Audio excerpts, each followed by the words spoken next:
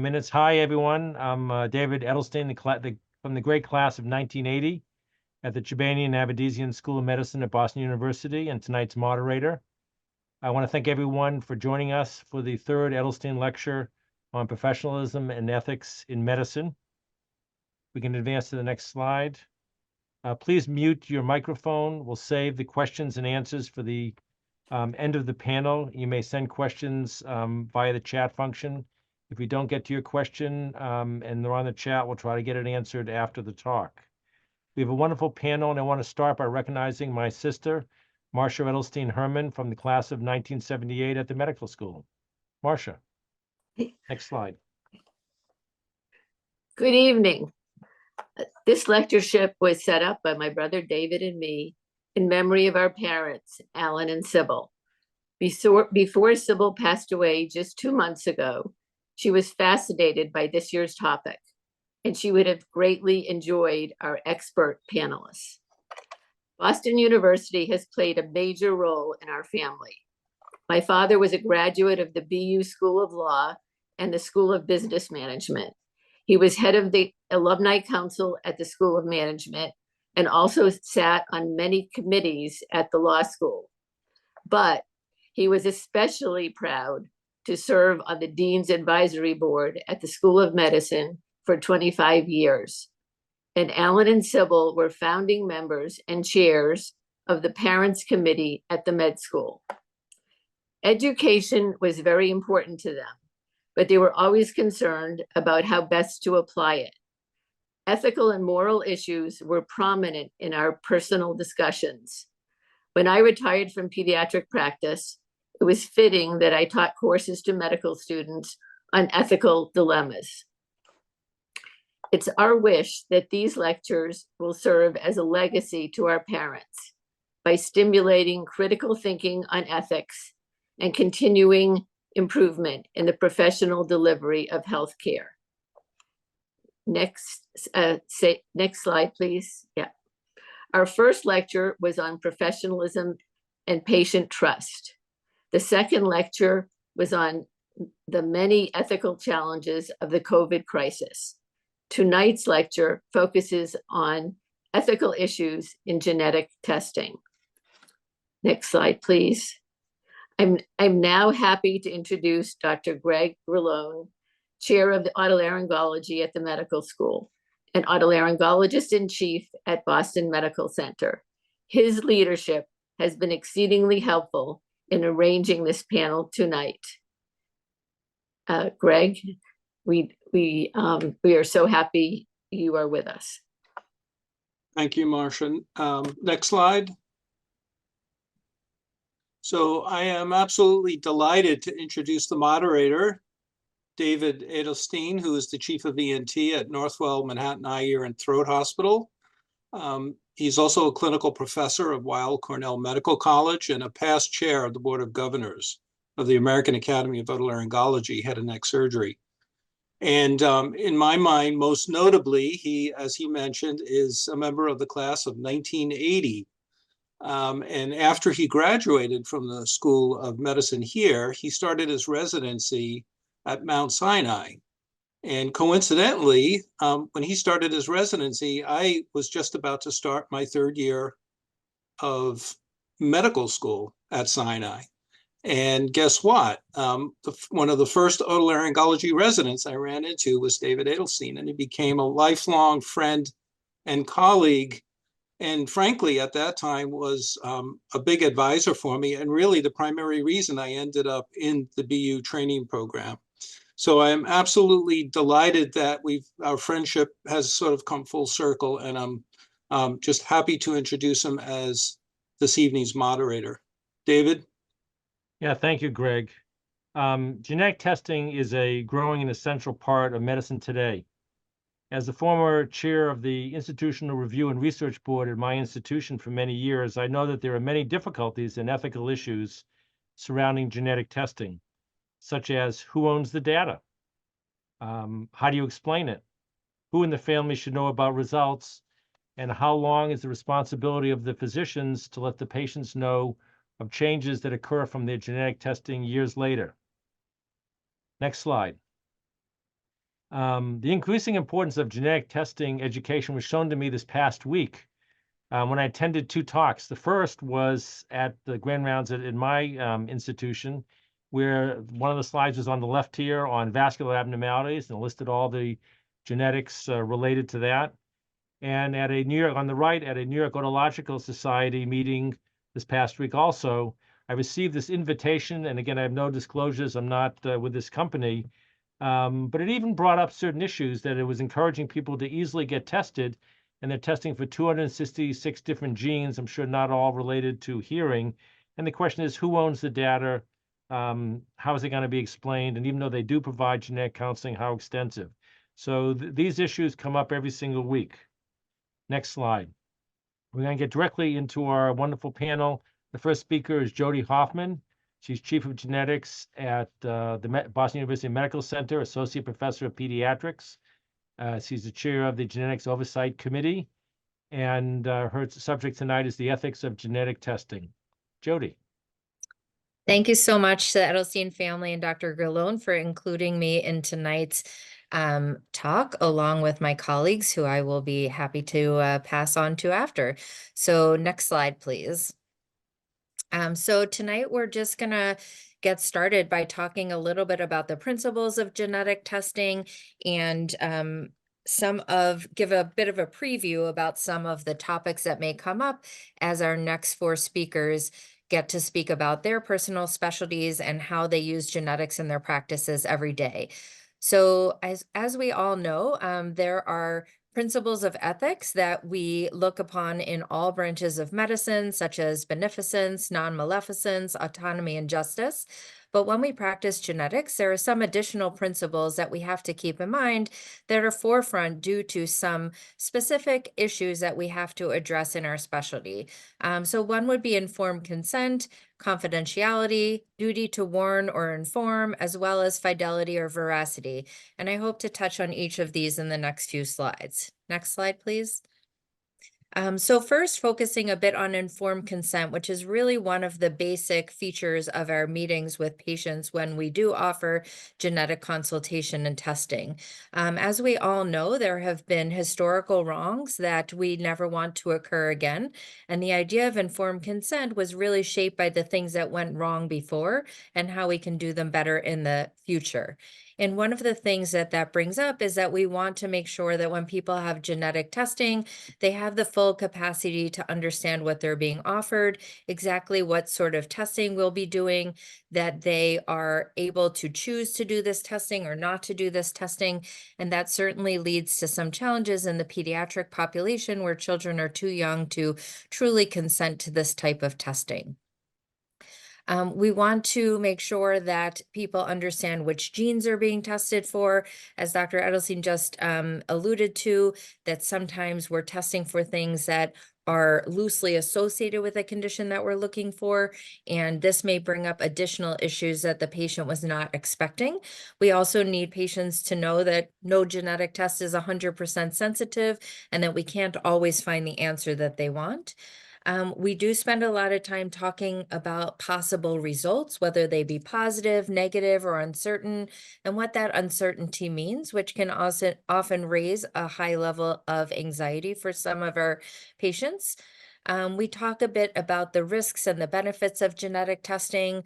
Certainly one of the risks is if someone's it has a family history where there's a condition that if you are found to carry it, you will definitely be affected with it. By doing genetic testing, you may be taking away that person's hope, but you may also be giving them the information that allows them to plan for the future. So there are always 2 sides to the testing. As was alluded to before, where is the data going to be stored? Who's going to have access to it? What's the level of confidentiality? And of course, we can never assure people 100% in this day and age that information is confidential, unfortunately, based to the skills of people who can get onto computer systems of all types. We also want to prepare our patients through the informed consent process of possible findings of unexpected relatedness. And so this is an unusual aspect of genetic testing that we don't really see in other testing like radiology or simple blood tests, where we might reveal to someone that they are in fact related to someone they didn't want to be related to, like their spouse, or they are not related to someone such as their parent. And these results may incur serious repercussions on the person themselves and the family in terms of emotions and relationships. Next slide. And we've been really pleased that technology has advanced rapidly and the costs of the new technology have gone down over time, which allows us to provide an immense amount of information for our patients, but also has raised some issues. So years ago, we used to do single gene testing when we were focusing on a single gene for a specific condition. And at that time, sometimes we were only looking at certain regions of the gene that were more likely to have variations. And that might give us false reassurance that a person tested negative when in fact we hadn't been fully testing for a condition. But with time, we started sequencing genes, walking down the code of every single letter of a gene, and finding rare variants that we may not have known about before or didn't have much information about. And sometimes this raises questions of consanguinity. So unfortunately, I had the situation of having two members of a couple who both had a similar medical issue end up having the same specific rare genetic mutation, being from the same small region, and they found out that they were actually siblings, which was very disconcerting for them, of course. We've moved towards microarray analysis, which allows us to look at a detail much deeper than karyotype, where we used to just count the chromosomes. Now we can look for missing and extra pieces. But in using this technology, we sometimes can realize that a child is actually the product of a very close relationship of a parent and a grandparent, a parent and an uncle, etc. And so that can obviously be very distressing for the family when that was not the question being asked, or that was an information that was a situation that that person was not ready to share or address. And we also may end up finding extra conditions that we were not looking for. So in the case of microarray, where we're looking for extra missing pieces, possibly due to a child with multiple congenital differences or intellectual differences, we may actually find that they are likely to have a later onset neurologic condition, which the family was not necessarily interested in knowing at this difficult time in the child's diagnostic odyssey. We've also moved on to much broader testing, such as exome and genome sequencing, which looks at all of the coding or all of the DNA of our genetic code. And in doing so, we've realized that we often identify things that may be actionable that weren't being asked for. And so there's been a lot of controversy as to whether a list of actionable genes should be revealed to the families. And we've moved to a point at which we tell them about this option and they can take the choice. And turns out most people do want to know those actionable conditions, even if they're not early onset. But this has taken us a long time to get to this point of deciding, like, you know, what should we be sharing? What do we have to be sharing? And what is appropriate for each family, given their scenario? And in addition to technology for testing, we've also gained a lot of information about how to treat genetic conditions. And we're not that far in the process. We're much further than when we were years ago. And so, you know, we've moved towards some types of gene therapy as well as genome editing. And this leads to questions about whether we're affecting just the somatic cells, the person's current cells that are affected by a disease, or in addition, we're also changing the germline, the cells that would be passed on to the next generation in the eggs or the sperm. And this can be very tricky in terms of not knowing yet what our technology is going to do towards the next generation, and if it's in fact ethical to make changes on an unborn, on a gamete that will be a child in the future. Next slide. Of course, during this time, we've been worried about genetic discrimination, and the Genetic Information Non-Discrimination Act became a reality. So about 15 years ago, laws were put in place to protect things like medical insurance and workplace discrimination. But these laws do not protect about some of the things that are viewed as privileges in life, such as life insurance, long-term disability, long-term care. And with that, we've raised concern for confidentiality of genetic testing because some people are concerned about their risk of not getting life insurance or not being able to afford life insurance. And so some people have resorted to anonymous testing. And then for those that are not covered by GINA, such as people in the military or Indigenous people, they might be quite concerned that they're going to lose their medical insurance if it's found out that they have a later onset condition that would require many years of medical services. And as such, it's become very challenging for us as providers to understand what we should be testing for, what we should share with our patients, what we should not share with our patients. And, is there ever a point at which we withhold information? And I think one of the most trying cases for me was a man who was incarcerated, having committed rape several years earlier, and he was sent to us because the people at the prison wanted to know if he had Klinefelter syndrome.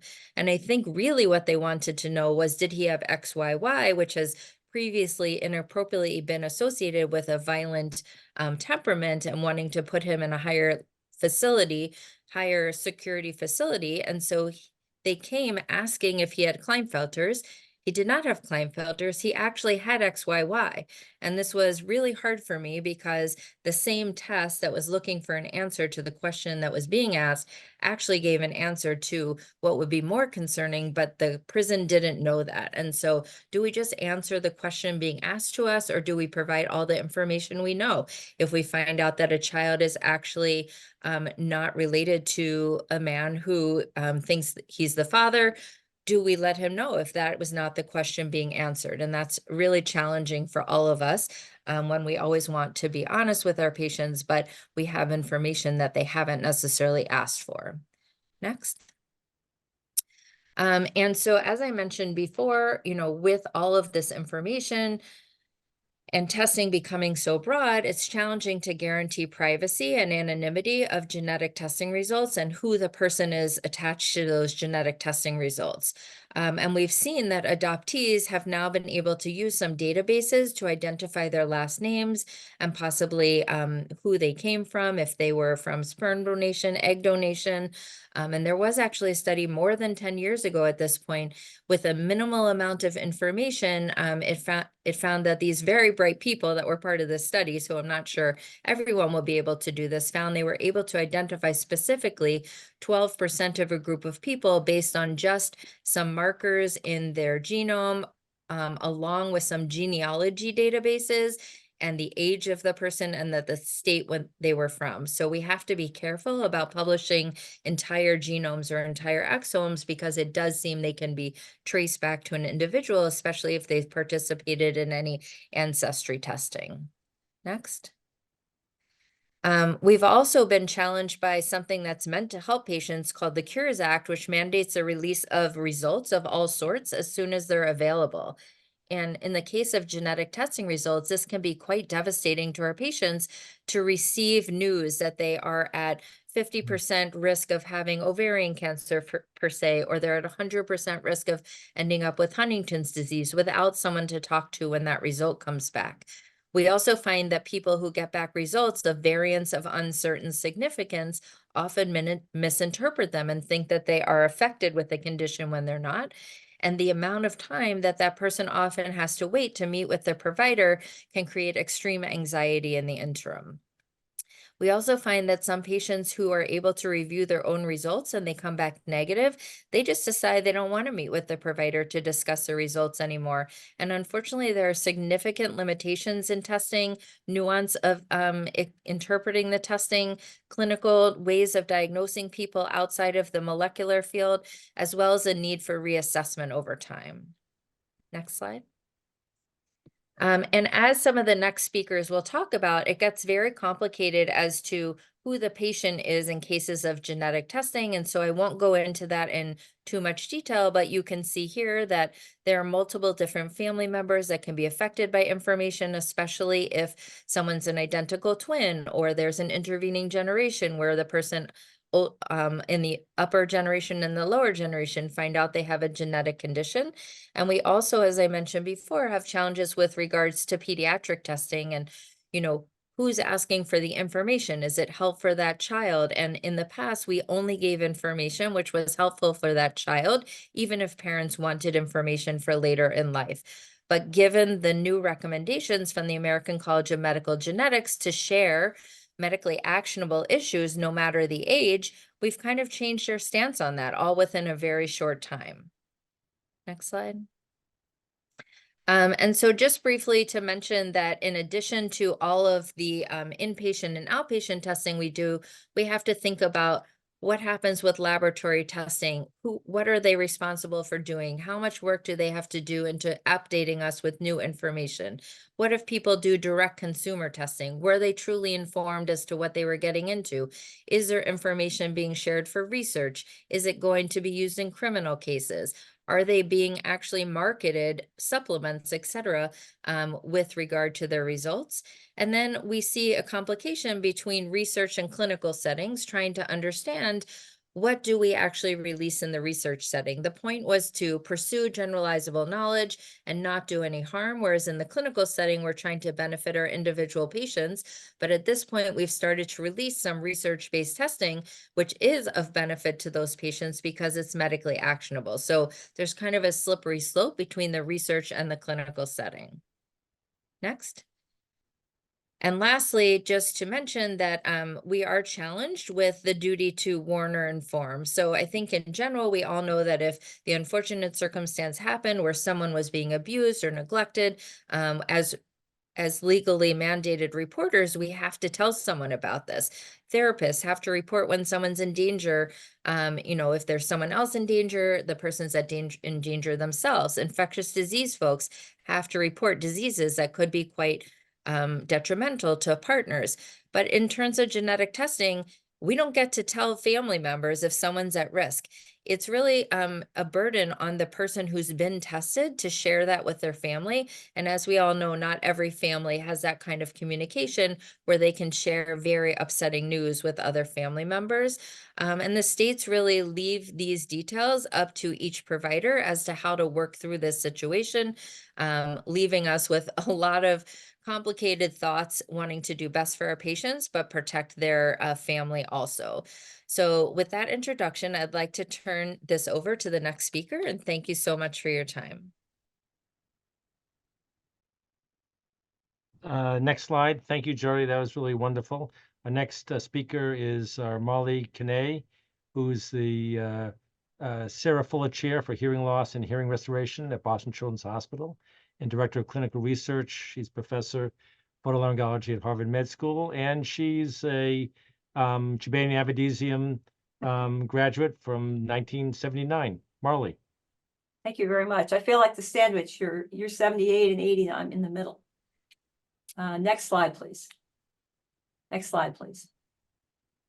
So thank you very much for inviting me and to participate in this, to David and Marcia, and to Greg Grillone, whose residents I have the privilege and honor of helping train, and to the people who are a part of this. Also, I have to say I'm an otolaryngologist, and when I trained in otolaryngology, we didn't have any genetics. Our genetics was sort of at the Gregor Mendel level. And so I've had great fortune to work with several excellent geneticists and genetic counselors, including our current counselor who trained actually with Dr. Hoffman at BU. So just to sort of give you an idea of what we're looking at, these are the major causes of pediatric hearing loss and otherwise healthy child. And you can see that the purple part on the bottom there takes up about 60% of the pie chart. And that's the genetic part. And the more we can test, the more we actually find that there are genes that we can test for. And some of the things that aren't in the purple part, which is traumas and exposures like ototoxicity, anatomic abnormalities, many of these things also have a genetic component. And so it may be that pretty much everything at the end of the day is going to have a genetic component. Next question, next slide. So we are now able on a routine basis to test for 150 or so hearing loss genes. About 3/4 are recessive and non-syndromic, and the rest are either syndromic and or dominant. And so we now actually, the babies are born and we see the babies when they're a few weeks old, and we can actually provide genetic testing. And that's great but it also has some scary or challenging aspects. So I have two quick cases. This is case one. These are both my family cases. A married couple with normal hearing had 3 boys who had a recessive non-syndromic bilateral hearing loss. They were hearing aids. They did very well. They had normal speech and language. And they had a 4th son who had a normal audiogram. And they decided that they wanted a girl to round out their family. And so they pursued pre-implantation genetics followed by IVF, and they looked for the gene. We knew what the gene was. And they got 10 embryos. And 8 of them were male embryos with no hearing loss genes. Statistically, that seemed very unlikely, but that's what they had. And then there were 2 females with the hearing loss gene, both of them, and one also had a severe chromosomal abnormality. And so they wanted to implant the otherwise normal female with the hearing loss gene. And it turned out that the fertility program they were working with refused to implant the gene, the embryo. And the parents, they live here in New England, and they went to several other local fertility programs, and all of them refused to implant that particular embryo. And so they came to us and asked if we could help. And then they reached out to the federal government to try to help change the rules governing fertility programs. So this was challenging in many ways. Next slide. So I'm not going to really get into this, but one of the questions and that was in the chat is selection for gender permissible. And I'm going to leave that to the question and answer, but generally not, but not never. The better question is hearing loss a disability, or is it just a difference in the way we approach things? And this family, who is not deaf, was wanting to select for a child who had a significant hearing loss. Usually it's the other way around, that parents who themselves are deaf or significantly hard of hearing choose to actually want a child who is hearing impaired. But it's a very unusual situation. Both parents have completely normal hearing. And so is this a potential burden to the child if they actually choose to have a child with hearing loss? Is it a potential burden to society? These children required early intervention services. All the children with hearing loss receive special support in school. And so potentially that could be discussed as a potential burden to society. Would a deaf couple choose or not choose to have a child with hearing loss? And depending on which small study you look at, the answer is yes, no, and maybe. But certainly that's been studied more than hearing parents who choose to have a child with a hearing loss. And then the additional question, which I'm not going to discuss, would a deaf couple choose to terminate a pregnancy if the baby was likely to have a normal hearing?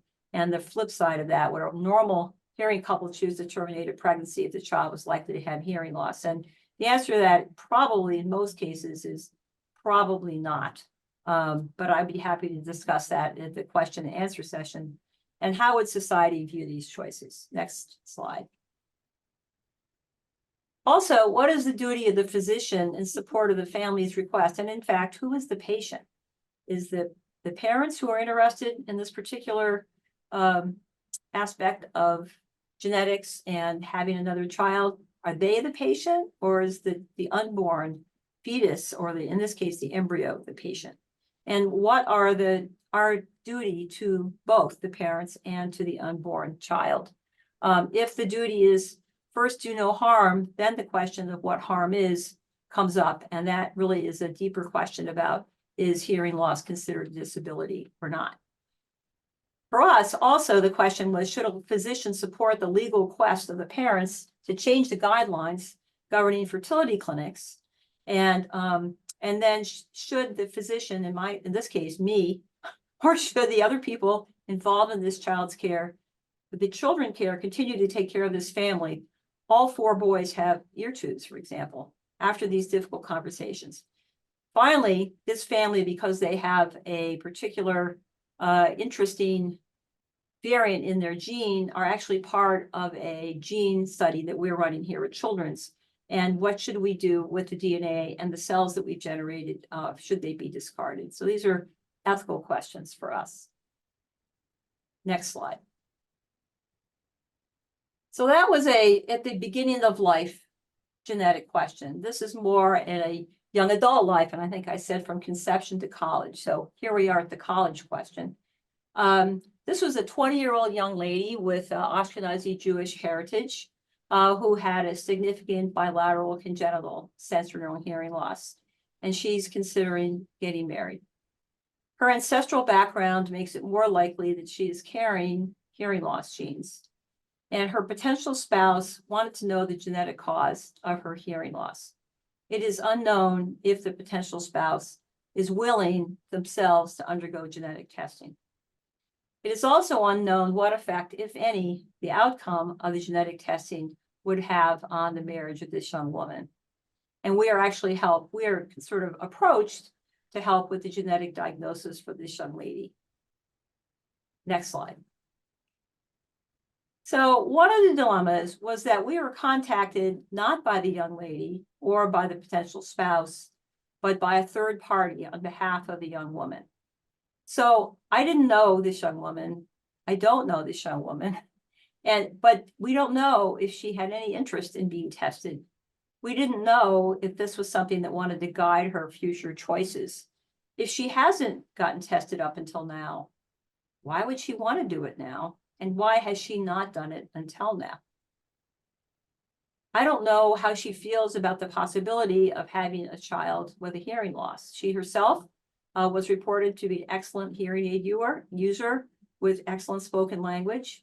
And that might or might not impact on how she felt about having a child with a hearing loss.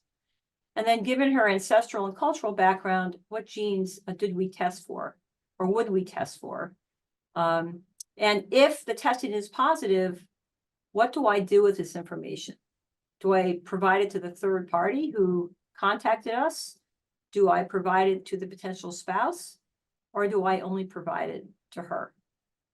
And then any decision this young lady makes and sort of tangentially that we might make might affect her, but also might affect her role in her place in society. So these are, questions of autonomy for the young lady. The fact that we were contacted by a third party, really, it was very distressing to me personally, even though I knew this could certainly happen. And I think not having direct access to the patient in this particular case meant that, and my answer was, we'd be happy to see her. We would be happy to meet with her. But beyond that, there was no further information that we could provide. So again, I'm an otolaryngologist, and these are very big and new challenges for us. But I look forward to the rest of the discussion. I think next slide is the last slide. So thank you very much. I appreciate your time. Thank you very much, Marley. I have my opinion on what was going on there, but we'll save that to the end. Because we see lots of those cultural issues here in New York, not just amongst Ashkenazi Jews, but many of the other 178 different ethnic and religious groups in New York. Next slide, please. Our next speaker is Dan Faden. He's assistant professor at Harvard, attending at the Mass Eye. He's also a BU School of Medicine graduate, class of 2011, a former Howard Hughes research scholar, and he's going to talk on current role of genetic testing and personalized medicine in head and neck cancer. Dan. Great. Thanks for having me. It's a pleasure to be here. And I should say I also still see patients at Boston Medical Center as well. So it's great to be here with you all. Next slide, please. So here are my disclosures, none of which are relevant to the conversation today. Next slide. So I was asked to speak about genetic testing in head and neck cancer. And most head and neck cancers arise in the mucosal surfaces of the aerodigestive tract from either carcinogen exposure or viral infection. And so there are not that many cancers that we see that are actually related to germline variants that we're aware of at this point in time. Can you, thank you. I probably shouldn't put transitions in. I just realized if someone else was controlling it, but I'll just say next. So there are really only two cancer types that we see on a regular basis that have familial components. One is medullary thyroid cancer, about a quarter of which are familial. Next. And the most common are paragangliomas, of which about a third are thought to be familial. And the genetics behind these are quite well known now. And when we see patients with these conditions, we of course, or I regularly consult the genetics counseling team at whatever hospital I'm seeing them at for the obvious implications. Next slide, please. But what I thought I would talk about today, which brings up some very interesting ethical questions, are not these two conditions that we sort of infrequently see, but actually an area of science that is rapidly becoming adopted and raises some major ethical questions, which are liquid biopsies. And the general idea here is that these are blood-based cancer tests in which we're detecting a portion of the cancer genome or all the cancer genome in the blood. Next slide. And this is actually the area that my research laboratory focuses in. We focus particularly on liquid biopsies for HPV-associated cancers. And we've developed many different tests at this point in time, which use next-generation sequencing, where we're detecting a number of different portions of either the cancer genome or the germline genome. And we're using all of that information fed into machine learning algorithms to say whether or not someone has a cancer or doesn't have a cancer. And so this is one of our newest NGS-based tests, and I'll explain why I'm talking about this very, very shortly here. Next slide. These tests are really good at determining if someone has a cancer or doesn't have a cancer when they first come into the hospital with the suspicion of cancer. So what I'm showing you here is a graph.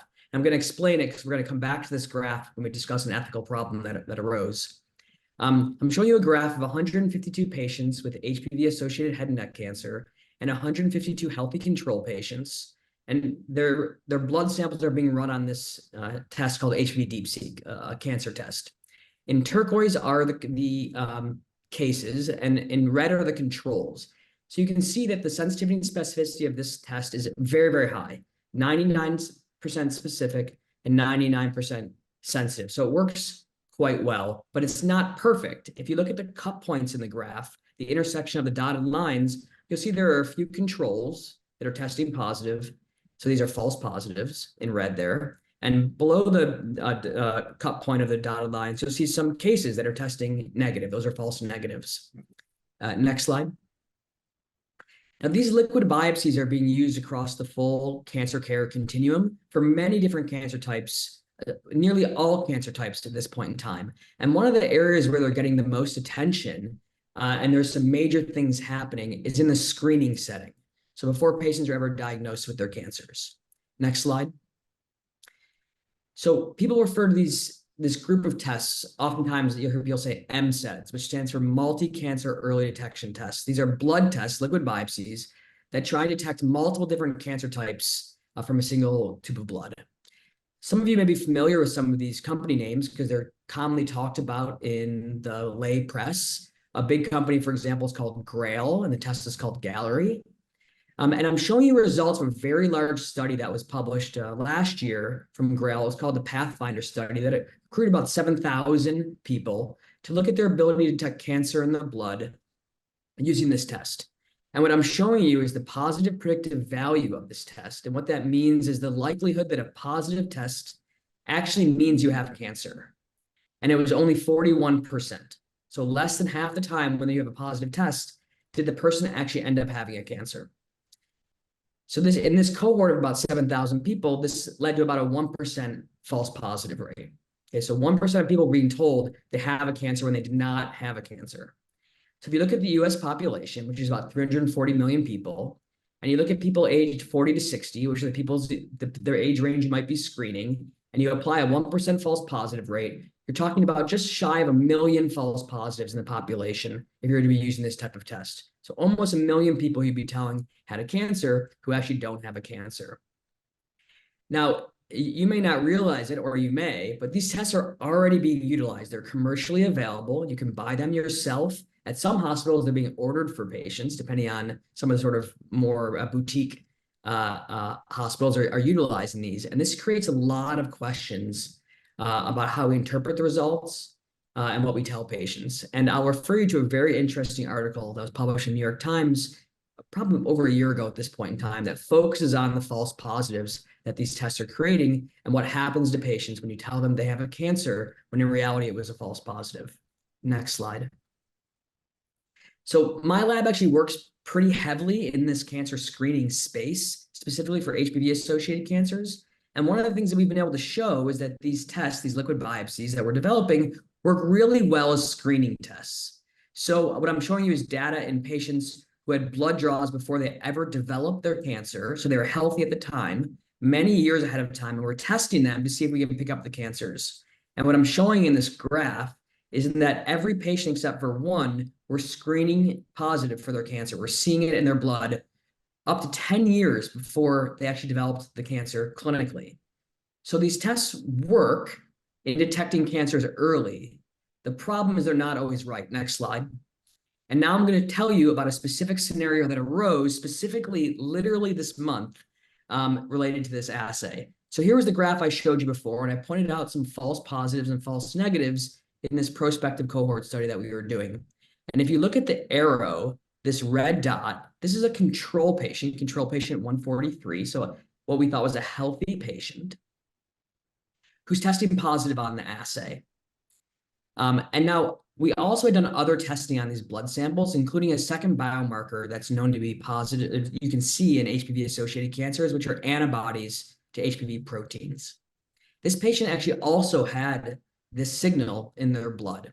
So we now had a control patient. This was a healthy patient accrued to a prospective cohort with a signal on our assay, two different signals suggesting they actually had one of these cancers. And so the question became, what do we do in this type of scenario where we have a blood test suggesting someone has a cancer, but actually they weren't expecting that result and they weren't accrued for that reason to the study? Next slide. So here I'm showing the performance metrics of the two tests that I just mentioned that we had run on this patient's blood sample, HPV DeepSeq, the cancer liquid biopsy we had developed, in HPV serology. These are antibodies to the HPV proteins. You can see they're very sensitive for picking up cancers there, 99%, 83%. And the positive predictive values, 99% and 17%. So in this patient, this control patient, we actually had both of these signals. And so in this specific scenario, it raised some real questions about what should be done, because we don't actually know if this means that the patient has cancer, but we're suspicious now. And they were accrued to a study in which they weren't expecting that result. So what we did in this scenario is we actually reached out to the IRB who had approved this study, which was the Mass General Brigham IRB, and we asked them if we should contact this patient and let them know what we had found, because this is, as you can see, metrics that are quite suggestive there may actually be a cancer there. So actually, 2 weeks ago, I called this patient and his wife, and I explained to them what was going on after getting IRB approval. And last Friday, and I should mention this patient actually is in the demographic of people who get these kind of cancers. It was a white male in his middle age. So I actually had him come into my clinic last week, and I did a physical exam to see if I could see anything at the sites that HPV-associated cancers happen. And I did not see anything, which is exactly what we would expect, because these cancers would be very early, probably not detectable by physical exam. So we redrew his blood, and we're going to rerun it on our assay, and that's happening right now. And if it comes up negative, I think we can probably say that this is a false positive and tell the patient they don't need to worry. But if it comes up positive, the question is, what do we do next? Because we now have two screening tests suggesting this patient has cancer. We don't see anything. And it raises some real serious questions about how to handle this type of situation in my laboratory, but also worldwide and US-wide as we roll out these cancer screening tests without real algorithms or approaches to understand what to do with this information. And really what we're talking about is a balance between making patients very anxious and looking over their shoulder for many years to come that there could be a cancer in their body that we're not seeing yet, which may or may not be true, versus true early detection of a cancer, which benefits a patient by catching a cancer early and treating it early. So this is an actual scenario that's arisen just in the last few weeks that I thought was quite salient for what we're discussing today. And I'd be happy to hear the other speakers' input on what they would do in this situation, both what we've already done and also what we do next if this screening test comes back positive. And I believe that was my last slide. Yeah, thank you, Dan. And I have my opinion about that, but you'll have to wait till the end of the panel and the talk. Next slide, please. Next speaker is Erica Holland. She's the interim director for maternal and fetal medicine at Boston Medical Center, assistant professor of OBGYN. She's a member of the ethics committee and a variety of other committees. She's going to talk on prenatal genetic testing, ethical questions and challenges for the OBGYN. Erica. Thank you so much, Dr. Edelstein, for the opportunity to speak here tonight and to your family. I am going to start with a case as well, and I'll be talking about a technology that's not actually so different from the technology we were just hearing about. So next slide, please. So this is a 30-year-old patient I saw several years ago, and I met her at about 11 weeks gestational age. She was healthy, and her provider had offered her a technology called cell-free DNA, which I'll be speaking about in a moment. And the provider counseled her about it, the risks, the benefits. She accepted, and her result was low risk. She had a first trimester ultrasound, which was also scheduled for her pregnancy, and she skipped that ultrasound after receiving her low-risk cell-free DNA results. Next slide, please. So she's now 20 weeks, and she presents for a routine anatomic survey. And at this ultrasound appointment, she's diagnosed with something completely unexpected. She's diagnosed with a fetal congenital diaphragmatic hernia, which has pretty severe consequences for the health of her child. And she's really confused. She thought that the cell-free DNA test she took had ruled out any major complications for her child. She didn't think she needed the first trimester ultrasound, since in her mind, she had this blood test that was low risk, and so she thought everything was okay. Next slide.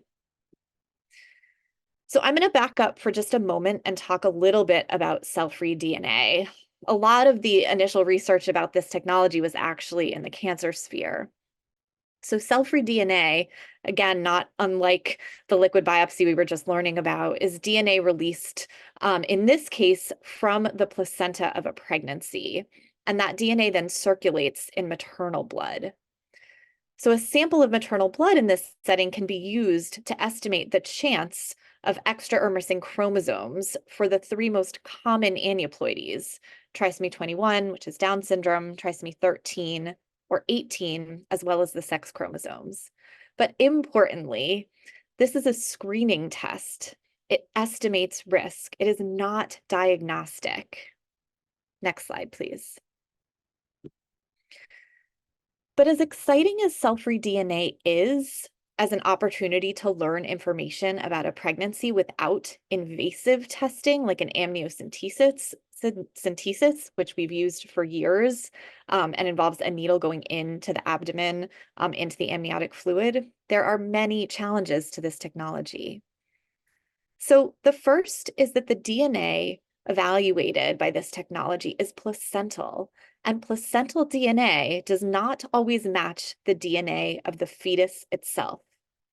So for instance, a placenta that is high risk for trisomy 18 may be supplying a fetus that is actually unaffected by trisomy 18 if there's mosaicism within the placenta. It's rare, but it happens.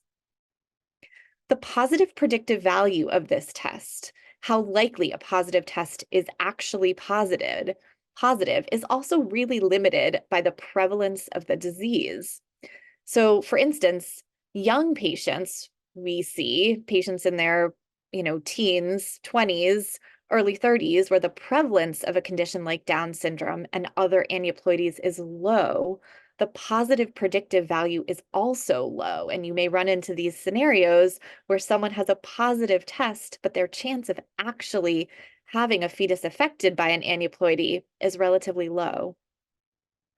There are also incidental findings that pop up with cell-free DNA. For example, patients with a positive result can ultimately be found to have malignancy, and particularly patients with a non-reportable result may indeed have a malignancy. And so this has opened up an entire can of worms and area of research trying to figure out exactly what Dr. Faden was talking about. What do you do when you get those non-reportable results? Interestingly, Dr. Bianchi, who has done an enormous amount of work in this field, has conducted some qualitative work of patients who received a cell-free DNA test that suggested maternal cancer, and showed that these patients viewed the ability to detect cancer as a benefit of the test, and also felt strongly that these results should be disclosed to them.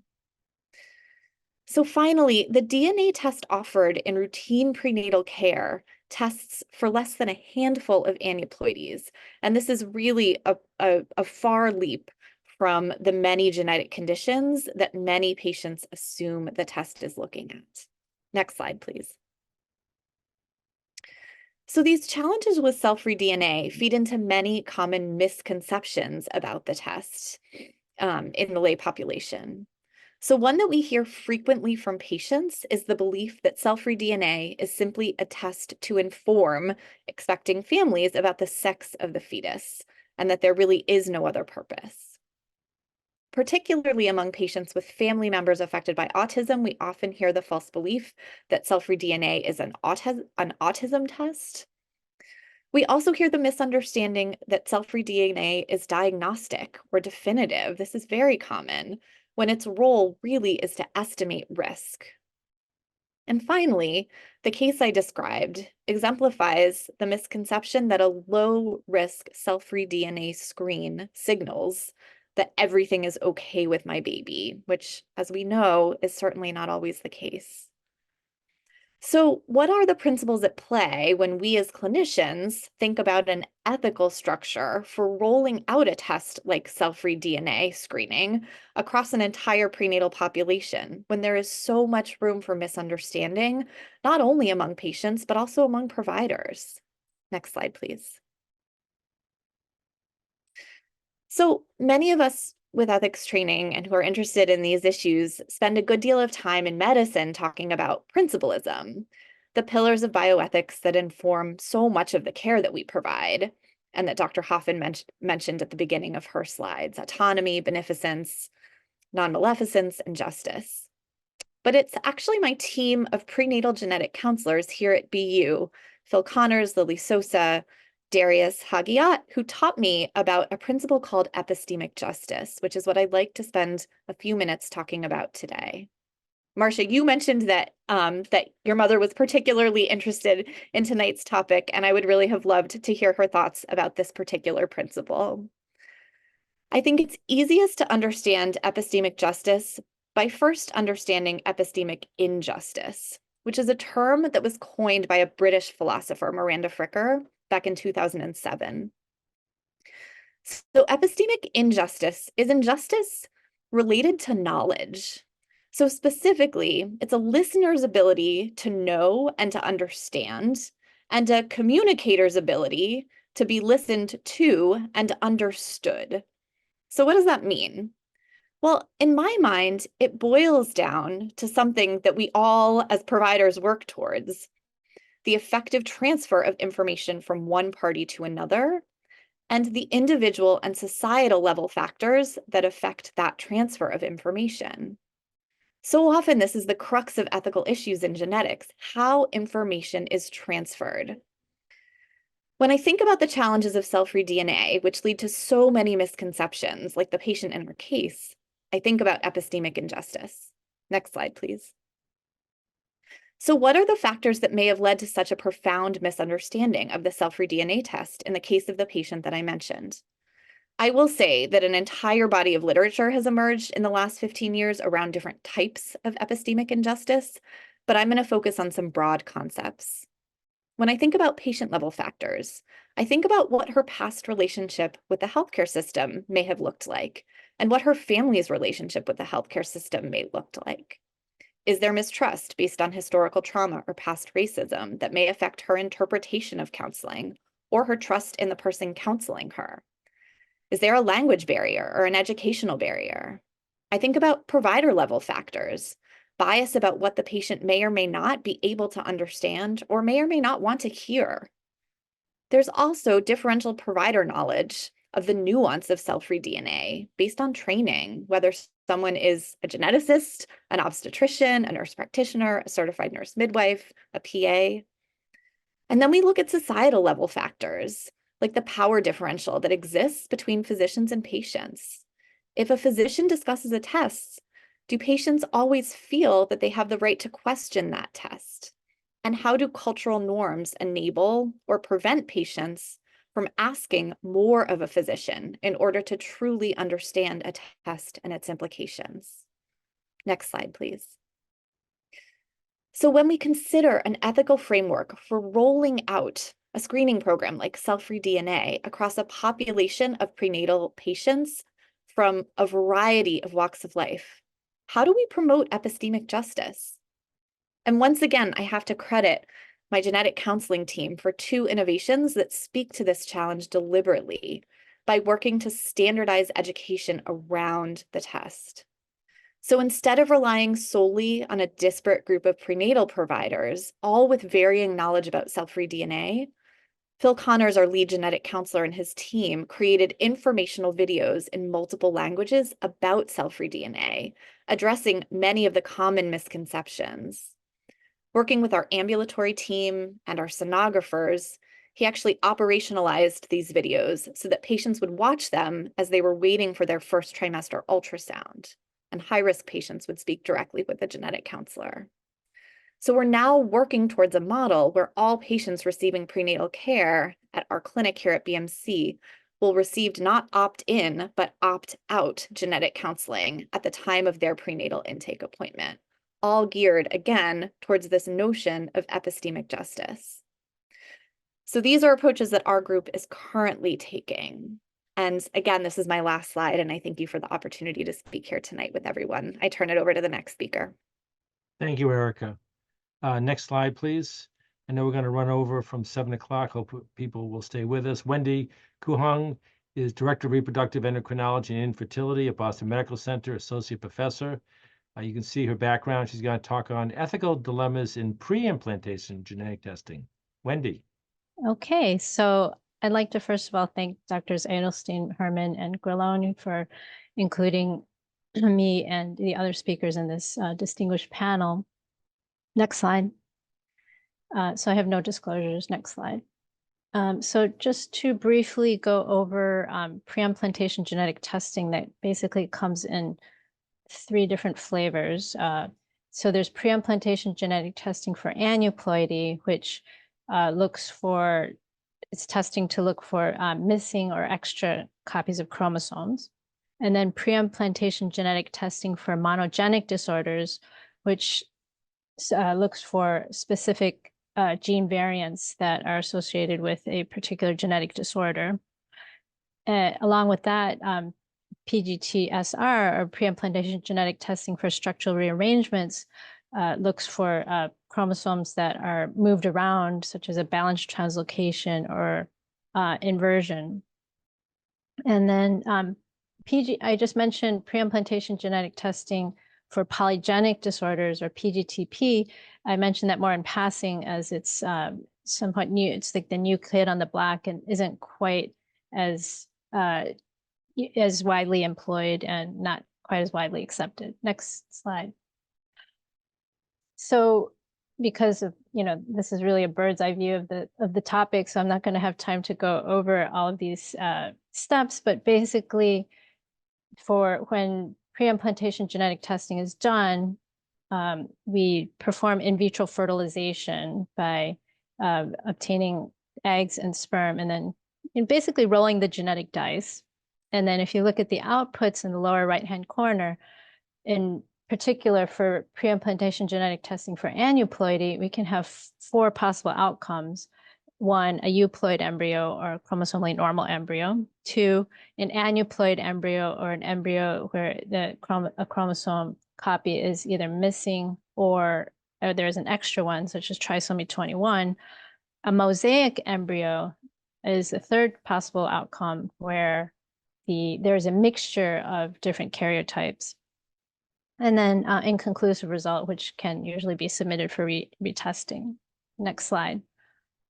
For monogenic disorders, similar testing is performed, and the 4 outcomes are either normal embryo, a carrier embryo, in particular for recessive autosomal recessive disorders, where the embryo only has 1 copy of the gene variant, an affected embryo where the embryo is homozygous for the variant and has 2 copies and is therefore affected or has the disease, or inconclusive, which usually that embryo can be retested. So as Dr. Faden had described, these tests are done through next generation sequencing now. And the PGT for structural rearrangements is done similarly to the monogenic disorders. Next slide. So as has already been mentioned, there are cases where the provider may find patient desire to use PGT at all, pre-implantation genetic testing, ethically problematic. And we've already talked about, the case that Dr. Kenna presented so eloquently about the couple with the 3 sons with the hearing disorder and a normal hearing son, and then they wanted to select for a female, but that female had hearing loss genes. So the question is non-medical sex selection or sex selection for to exclude an X-linked disorder, is that ethical? Well, since these technologies came out, ASRM, our Association for Reproductive Medicine, the American Society for Reproductive Medicine, they came out with guidelines maybe more than 20 years ago now, first stating that sex selection through PGT was acceptable for X-linked disorders. But then as more cases came along of patients wanting to have sex selection, they came back in 2001 with another guideline stating that sex selection was okay for family balancing, meaning that if you already had a son and you wanted a daughter, that PGT-A for sex selection was acceptable. I think that that sidesteps a little bit the question about, if this is done on a large scale, could that result in, sex imbalances in society?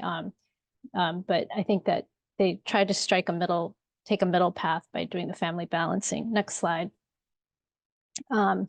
Other cases that have come up in the past include the case of a creation of a child via HLA matching to serve as bone marrow donor for siblings with illnesses such as Fanconi anemia, or in other words, the savior sibling. Now this has attempts to do this have predated PGT, but the New York Times did report a number of years ago on an interesting case of a couple, or actually 2 couples in the New York area, that the children had Fanconi's anemia, and between the 2 families, they underwent 14 cycles of IVF in order to do HLA typing to provide a sibling, a baby that could provide bone marrow for a sibling that was affected with Fanconi's anemia.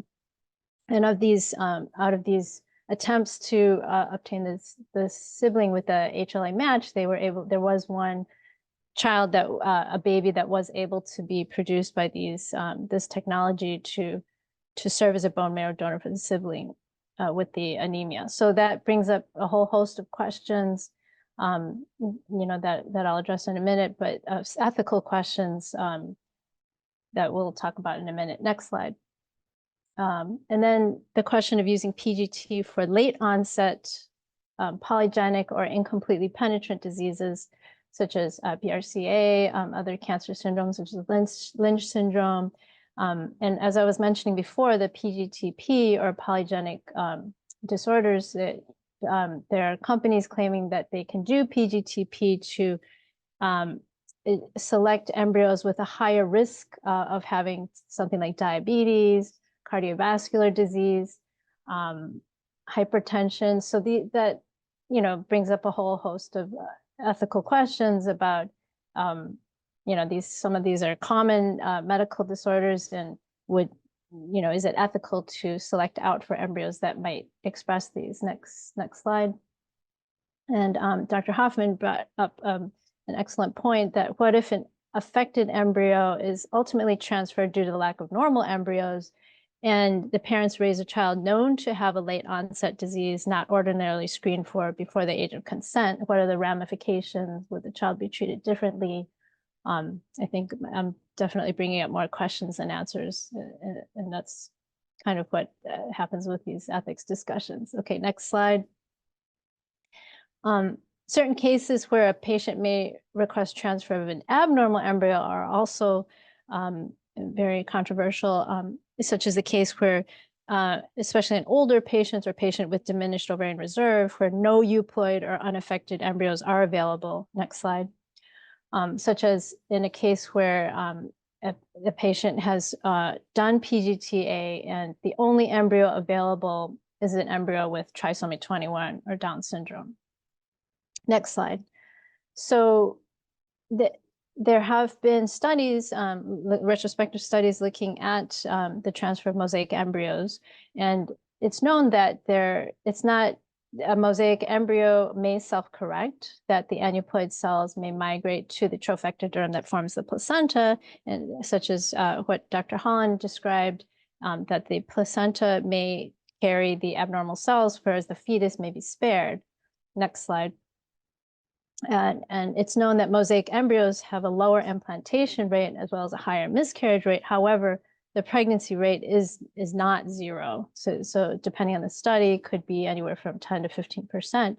So if the fertility doctor refused to transfer the only embryo that the patient has, a trisomy 21 embryo, they may be depriving that patient of ever having a pregnancy, whereas even if it's a lower chance of a pregnancy and possible higher risk of something like a miscarriage, which may lead to procedure such as a DNC that may cause uterine scarring. But if this is the patient's only chance, is it ethical to not transfer the embryo? Just to show you demonstrate how fraught this is, this issue is, first of all, a certain company that does PGTA has designated low mosaic embryos as normal, just to make sure that all possible embryos with pregnancy potential are included in the designation of euploid or normal chromosomes.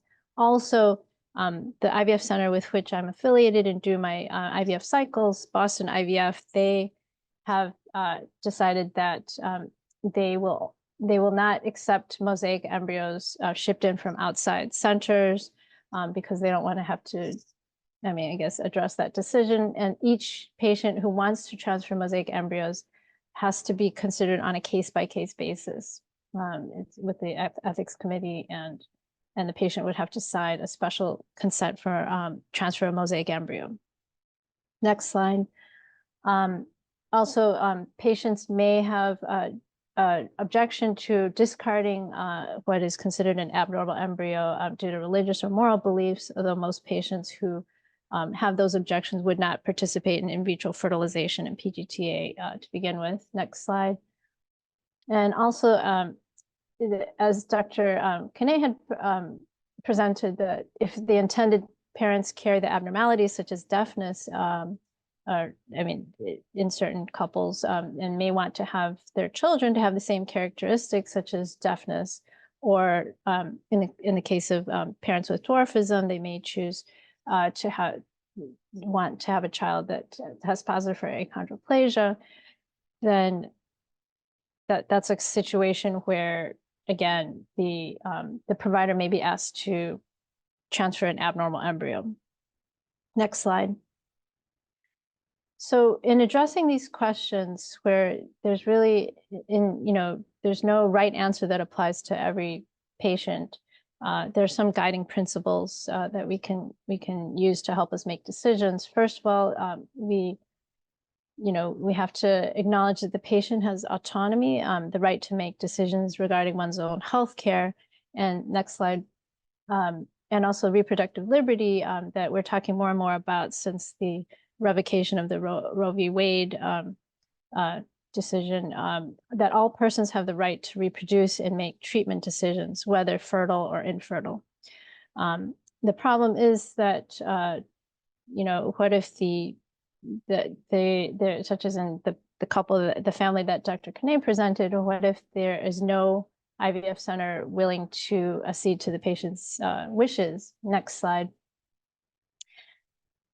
So yeah, so the flip side is that providers also have autonomy and the freedom to engage or not in the provider-patient relationship, and to adhere to their own professional values. So if a provider feels uncomfortable transferring an embryo that may produce a child with deafness, they have the autonomy to decide that they do not wish to do so. Next slide. Also, there's also the principle of reproductive non-maleficence, or do no harm. Providers may not wish to transfer a trisomy 21 embryo to avoid causing the birth of a child with Down syndrome that may have a very difficult life or issues, many medical issues. Next slide. An interesting principle presented by Julian Savulescu, who's an Australian bioethicist and philosopher, is the idea of procreative beneficence, or the moral duty to create the best possible child. So while transferring an embryo with trisomy 21 may not be, selecting an embryo that's going to have the best life, the case where the patient had only one embryo and only a trisomy 21 embryo, that patient may be the best possible child that patient is going to ever have. So that the procreative beneficence could be used to justify transferring the trisomy 21 embryo in that patient. Next slide. However, the question of the best possible child or best possible life, does this principle devalue the lives of patients or people with disabilities? As Dr. Kenna presented, that there were, that family did have male embryos without hearing loss genes. So the question, according to the procreative beneficence principle, then they should transfer one of the male unaffected embryos. However, the question, next slide, the question is, however, the family wishes to have a female child, and they already have an affected male child with hearing loss. So theoretically, they know, what the implications are, and so should the embryo be transferred? So many difficult questions. And then also in terms of the question of the savior sibling, that are we taking the welfare of the future child into account when, however, in producing a child that is HLA matching the sibling who is ill, but then you are also benefiting the family and society in addition by helping with that burden of the patient, the sibling with the medical issue. So, and then finally, just, providers also have the fear of legal or professional liability if a compromised child is delivered as a result of transferring an abnormal embryo. So these are all questions that are difficult, and in some cases it's difficult to find the right answer. So I'd like to pass the baton on to the next speaker. Thank you, Wendy. That was a wonderful talk. Our next speaker, next slide, please. I think we all understand that as important as physicians are, without our genetic counselor as a co-equal partner, none of this comes to fruition. Kathleen is director of the master's program in genetic counseling. So not only is she a wonderful counselor, she's teaching other people to become genetic counselors. She's clinical associate professor, and she's going to talk on the value of genetic counselors for patients and providers. Kathleen. Thank you so much, Dr. Edelstein, to you and to your family for the invitation to be here. I want to give credit to all of the genetic counselors on the ground at Boston Medical Center. You've heard a lot about them this evening, especially Phil Connors, Lillian Sosa, Darius Hajihat in the prenatal center, but we also have folks in pediatrics and cancer as well. So with that, next slide, please. So just wanted to get on the same page with everybody here on the call. I do see a lot of familiar names and faces who are genetic counselors as well. But as a healthcare provider, we are health professionals with specialized education, training, and experience in medical genetics and counseling. And in my role as director of the program, I am involved in training the future generation of this profession, along with my esteemed colleagues whom I've mentioned. Our work is all centered around ethical principles as we've been discussing throughout this evening. Next slide, please. Genetic counseling has been defined as a process, and it is a process that integrates the interpretation of family and medical histories. Our role is to assess the chance of occurrence and recurrence for disease. We speak with patients about inheritance, testing, management, prevention, resources, and research. And Dr. Holland spoke on the importance of patients having knowledge and information to make decisions. We also counsel to promote those informed choices, and we support our patients to adapt to the risk or condition for which they're affected. That's been brought up by many of the speakers here this evening. Next slide. Our work is informed by the reciprocal engagement model of genetic counseling practice. This is a triad of combining education, individual attributes, and genetic counseling outcomes, where all things are working collectively at the same time. No one portion of this triangle is working in isolation. And I share this because, again, it really focuses on the content that's come up about patient autonomy and the value of supporting our patients, knowing patients are resilient, knowing that their emotions matter, being able to help our patients understand and apply information to make decisions, manage the conditions, adapt to the situation, and of course, providing them with that important genetic information. Next slide. When I think about my career as a clinical genetic counselor over the years, I wanted to share a few cases that come up. And these cases don't come up randomly, like every month or so. They come up every day. The work of genetic counselors is really wrapped in ethics and what we do. A routine prenatal screening test and a cancer diagnosis. We heard about how cell-free DNA testing can actually pick up aberrant results and result in maternal, that suggest parental malignancy in the case of a pregnant patient. But this has been going on for a long time, even with serum screening for alpha-fetoprotein, which is a test that still continues today to look for open neural tube defects. This 32-year-old patient, for example, her maternal serum screen came back with a multiple of the median result of 81.32. I'll share that 2.0 is typical. So this was way off the charts. Turned out that she had advanced colon cancer and she declined treatment. She proceeded with her pregnancy, gave birth, and died shortly thereafter. Next slide. We have a lot of requests for family respect. We meet with, sometimes we have partners who are related to one another. In this case is a double first cousin partnership. Double first cousins share 1 in 4 genes in common with one another. This patient here had 2 prior pregnancies. She does not speak English. However, her partner does and translates at their request. He provides an envelope of information about the outcome of the first pregnancy, which, by the way, was a stillbirth, and he asked to speak to me in private. He requests myself and the geneticist I was with at the time, who was involved with our case, to not inform the patient, to respect cultural norms, and to protect his family. And we knew, because of the diagnosis, because of what was in the envelope that Myra had never seen, that this couple had a 25% risk of recurrence. And we chose to protect the patient wishes, knowing that this was a lethal condition should there be an affected. Next slide. An incidental finding in pediatrics and risk for cancer. Dr. Hoffman evaluates many children and patients, adults of all ages, right, in her practice.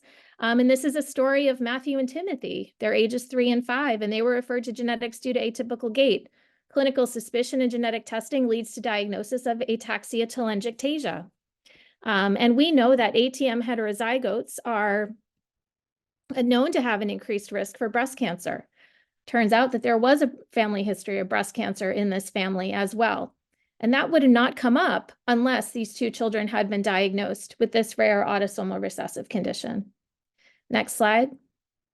We sometimes have unexpected diagnoses from expanded carrier screening. We heard from a number of individuals in the reproductive space this evening. And this is the result of a reproductive endocrinologist orders testing as part of routine workup for infertility. Mark, our patient, receives a result demonstrating 2 pathogenic variants identified in a gene associated with Pompe disease. We didn't know if the 2 variants were in cis or trans. Were they on the same gene or on opposite chromosomes, right? But he shares he has leg cramps after exercise. He's 32 years old. Turns out he's affected. And because of this expanded carrier screening test, which many providers might shy away from because that's a lot of diseases to test on an otherwise healthy person, and how do I possibly consent somebody for that? he's been on life-saving treatment ever since because of this test. And so again, how do we navigate these incidental and unexpected findings?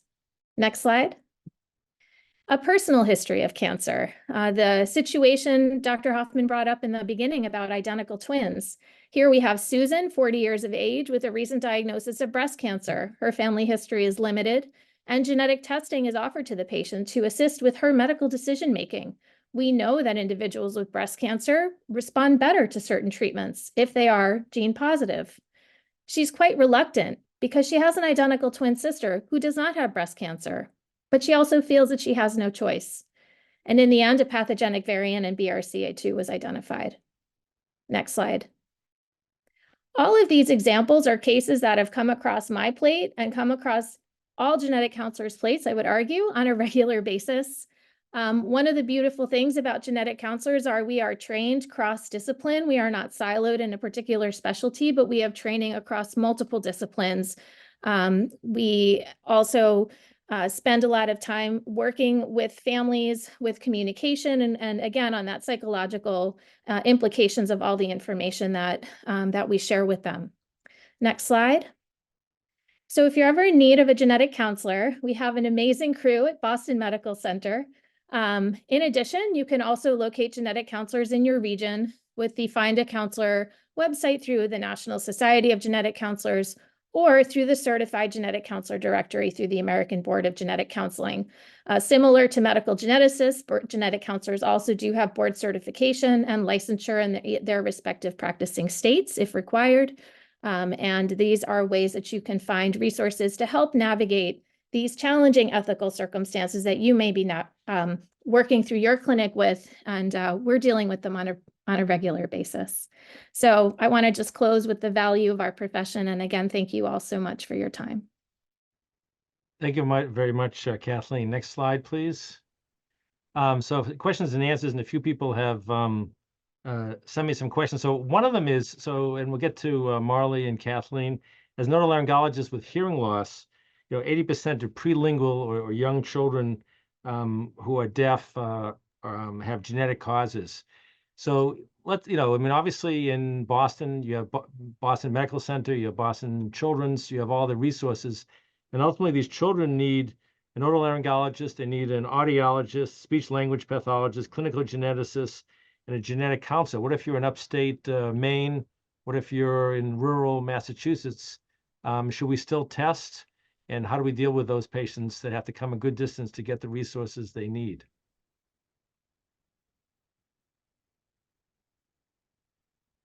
Marley or Kathleen? Sure, I'll try that, maybe Kathleen. So we see, because I'm very lucky to be here at Children's, I see patients through the maternal fetal care center, the parents have had prenatal genetic testing and come through the MSCC to figure out what to do with those results. And as I think was alluded to on a lot of the prenatal screens, there are a whole lot of genes, many of which are hearing loss genes.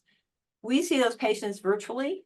So some of them may be in Newton or they may be in Northern Maine. And so at least if they have a local OBGYN person who's ordered the testing and they come through the MSCC door, we are able to, along with the counselors and the nursing staff and the very big MSCC staff, able to address that. But you're right, I don't know. I think a lot of people, or maybe everybody gets prenatal genetic testing. I don't know.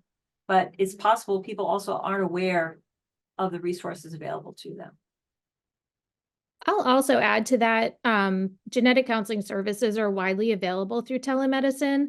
The most recent professional status survey states about 3/4 of genetic counseling encounters are via that mode of service delivery. So certainly that is a way to access resources.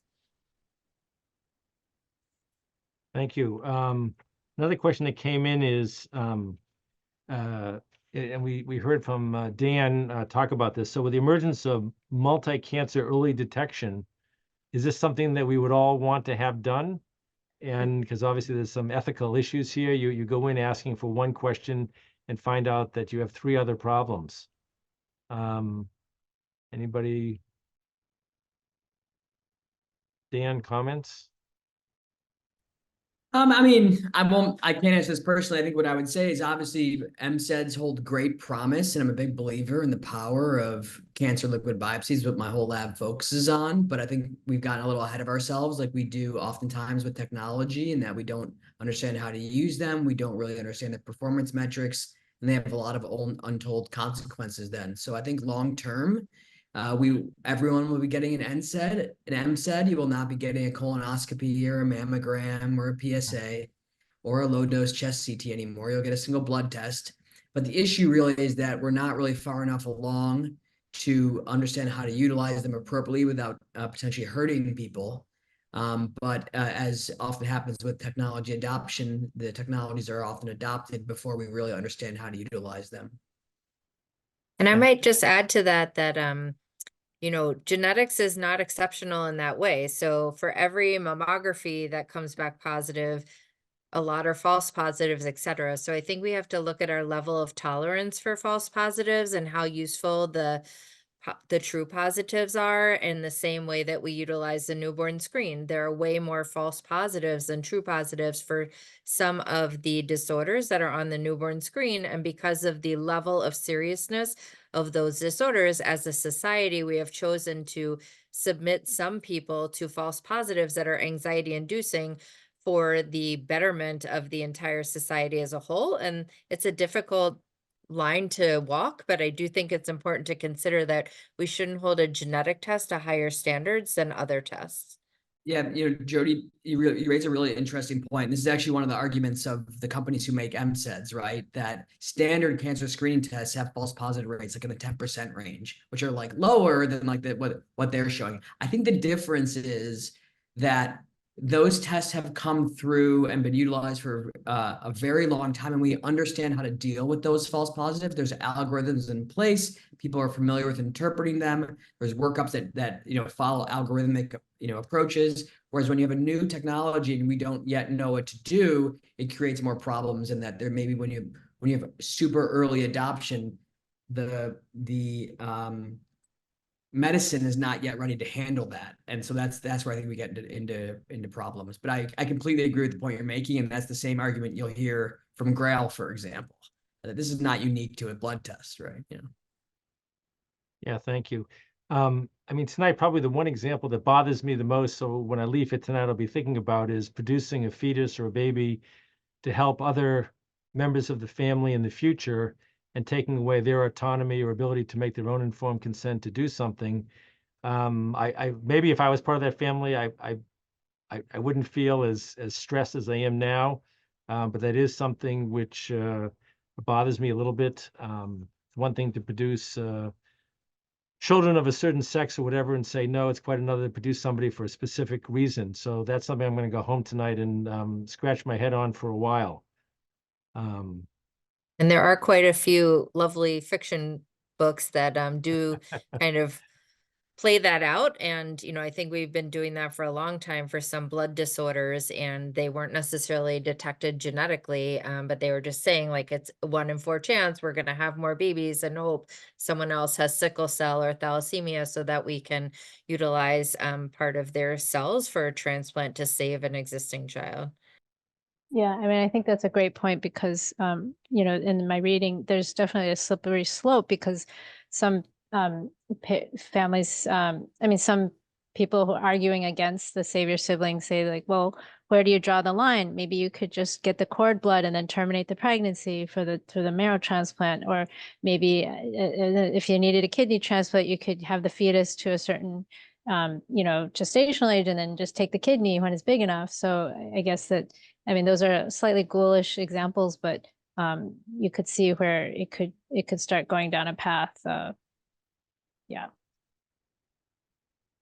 I'm going to try to wrap up. I want to get to the last slide. But before I do, so if they can put up the last slide, I'm just going to say, so when you go to medical school, people think it's all knowledge. And if the dean is listening in, or others, we know it's so much more than knowledge. It's learning how to work as a team, as we saw tonight. It's developing a sense of ethics, not just our own, but developing it as a group and culturally. Some sensitivity that the physicians and others, part of the team, need some humanity, And I always like to say it's probably more important to take statistics than it is to take multivariable calculus. But on that note, I'll just end by saying on behalf of Marcia, the entire extended Edelstein family and the Chobanian Avedisian School of Medicine, I'd like to thank our 6 panelists for a wonderful discussion tonight. Hopefully you've all come home learning something, but also thinking about things. You've captured the essence of this lecture on professionalism and ethics.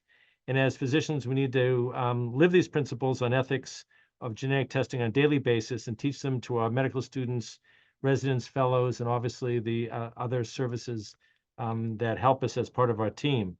We'd like to thank the School of Medicine for the wonderful training which it gave to Marcia, to me, and to the various speakers who went to the medical school there. I know that they continue to do wonderful things and train great doctors. Many thanks to Greg Grillone, the chair of otolaryngology, his administrator, Sophia Boulas, obviously Maura Coakley, Suzanne Mazzelli, and of course, Nick Sims, a great 3 cheers at the school for making the Zoom conference come to fruition. And lastly, we want to honor the memory of our parents, Alan and Sybil, who instilled the need for professionalism and ethics in our lives and in our children and grandchildren's. Thank you for joining us tonight and having a lively discussion. We look forward to having you again in the future.